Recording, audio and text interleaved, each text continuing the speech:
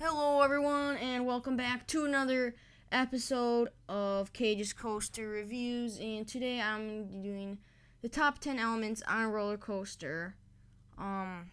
Big shout out or thanks to I Like Roller Coasters. That's the channel name. Pretty creative.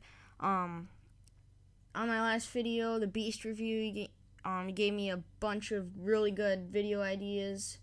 And this one was my favorite, so I figured I'd do this one. And by the way, these are gonna be specific on specific coasters, so you're not just gonna see like the vertical loop or corkscrew or airtime hill. These are gonna be ride elements on a very specific coaster, and also these are only gonna be ones that I've ridden, so you're not gonna see the quad down on Lightning Rod or like the I-305 first turn. These are just ones that I've been on. So let's get into the list. Oh yeah, also, before I start, if you could subscribe to my channel, that'd be really nice. Still been looking for my 27th subscriber for quite some time now, so that'd be really appreciated if you can do that. Alright, getting into the list. Number 10, we have the 0G roll on Gatekeeper. I think there's two, but this is obviously the one with the keyholes, and this is very fun. 0G roll is when like it starts out as an airtime hill, but then you do an inversion on the top of it, so you get some airtime with the inversion, and it's really cool. Plus the keyhole elements makes it look like you're gonna run into the towers, and it's just really fun. Probably front row is the best seat to experience it. Number 9, we have the first drop on Goliath, and this is one of the best drops I've ever ridden.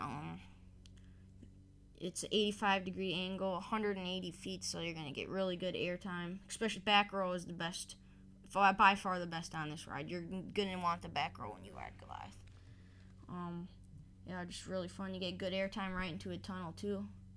Really good drop. Alright, number 8, we have Mr. Freeze Reverse Blast, Vertical Spike. And I was very surprised by this. First of all, Mr. Freeze is an incredible ride. And in this vertical spike, especially when it's got these, it's got this LSM, I think. It might be LIM. LSM, I think it's LSM launches that give you a little boost up to the top of that spike. Not to the very top, but you get pretty close to the spike, to the top, especially in the back row. And it's 214 feet up in the air, the tallest point of the spike. And you get incredible hang time, especially in the back row. I rode this in the back row. I'm not sure how good it is in the front. I never got to ride it in the front, but incredible hang time on the front row, and it's the best part of the ride. Alright, number 7, we have the launch on Top Thrill Dragster. And when you got a 120 mile per hour launch, you know it's got to make this list. It's just insane. One of a kind experience. Well, except if you count King Dakar and maybe Formula Rossa, but 120 miles per hour in less than 4 seconds, somewhat around 4 seconds. It's just incredible.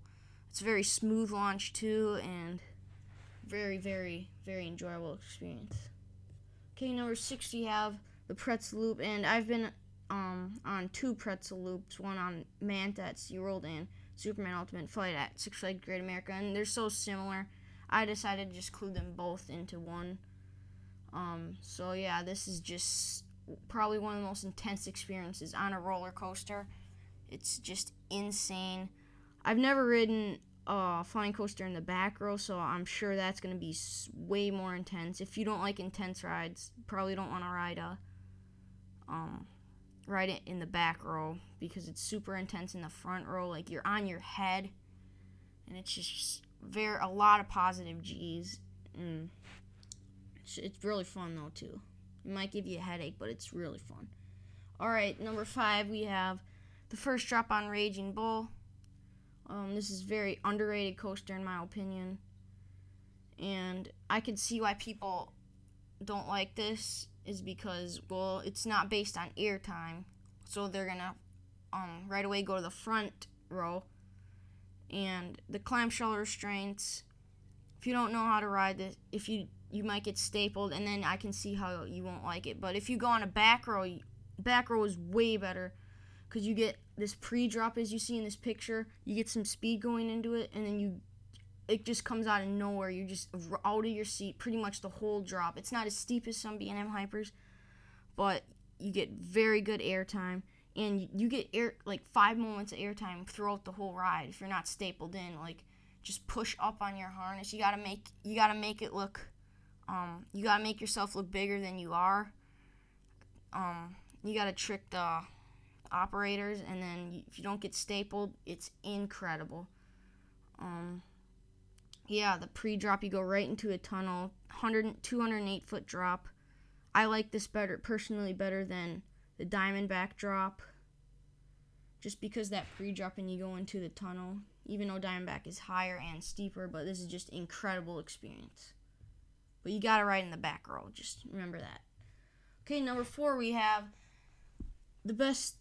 We have 0G stall on Goliath, and honestly, I'd say this is the best airtime, or the best inversion on a roller coaster by far that I've been on obviously, but this is just incredible. It's like an airtime hill, but it's flipped upside down, and wow, like, I don't technically think you get hang time. It's not really hang time, but it just feels like you're floating there for like 3 whole seconds, and it's just incredible experience. Just super fun. Best part of Goliath, and yes, Goliath is that good that it makes 2 numbers on this list. Okay, number 3, we have the Helix on Beast.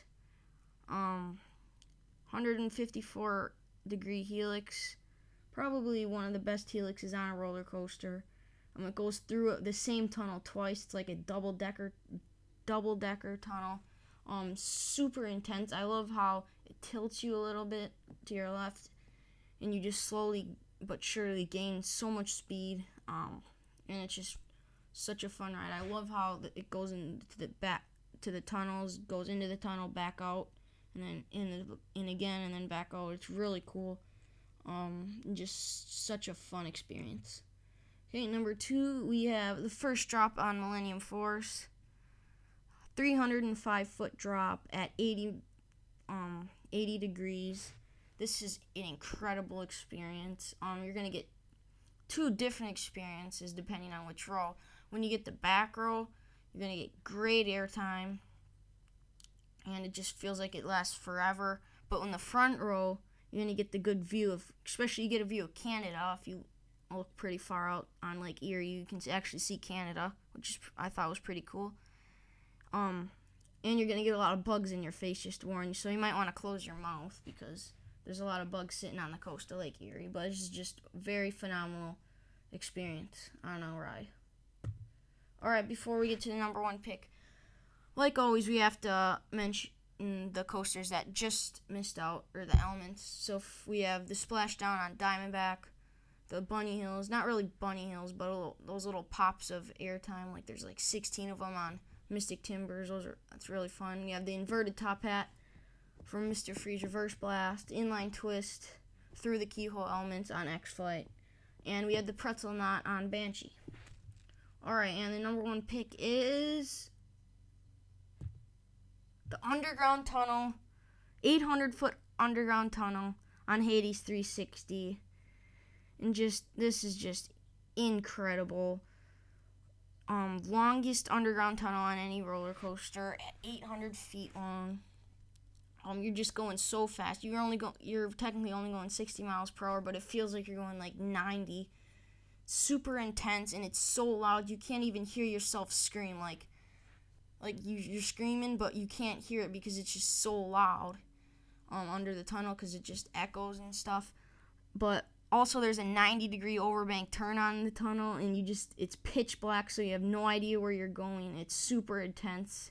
It's a bit of a headbanger too, just to let you know. If you don't like rough rides, you're not gonna like Mount Olympus in general because it's got like 4 rough coasters. But this is just incredible experience. This is easily my number 1 pick. Definitely just incredible. And now, I forgot to mention, right after you get out, you go right into the to the corkscrew, and then you do 110 degree overbank turn, and then you have a little airtime here when you go right back in, and it feels like you're going just as fast as you were when you enter it right after the drop. And this is just an incredible experience, a must, just so fun. I can't even describe it. All right, so that's gonna be it for today's video. We'll see you next Friday for the next video. You know, give me some suggestions on future videos, and give me suggestions on how to make my videos better. Yeah, thanks for watching. Subscribe to my channel, and maybe give this video a like. That'd be nice. Yeah, that's all I got for you guys today. We'll see you next time on Cage's Coaster Reviews.